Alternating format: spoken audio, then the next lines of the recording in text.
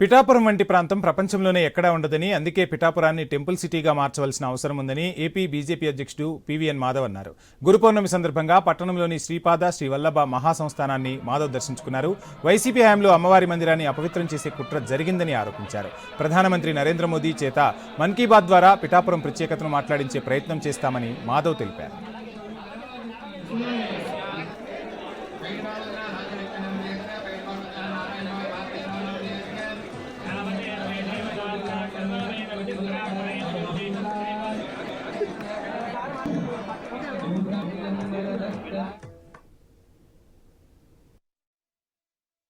ఒక అద్భుతమైన టెంపుల్ సిటీగా మార్చాల్సిన అవసరం ఉంది. అదే సమయంలో ఈ యొక్క మందిరాన్ని కూడా అపవిత్రం చేసే ఒక కుట్ర వైసీపీ సమయంలో జరిగింది. ముఖ్యంగా పురోహితిక అమ్మవారి యొక్క దేవాలయంపై దాడి జరిగింది. వాటిపైన కూడా విచారణ జరగాలి. నిన్న డిప్యూటీ సీఎం పవన్ కళ్యాణ్ గారిని కలవడం జరిగింది.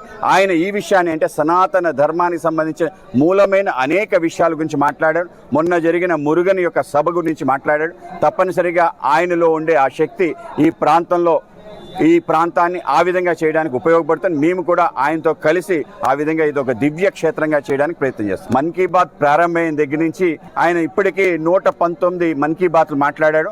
దాంట్లో అత్యధికం ఆంధ్రప్రదేశ్ గురించి మాట్లాడాడు. అన్ని ప్రాంతాలకు సంబంధించి అనేక విషయాలు మాట్లాడాడు. తప్పనిసరిగా మన యొక్క పిఠాపురం గురించి తప్పనిసరిగా మాట్లాడించే ప్రయత్నం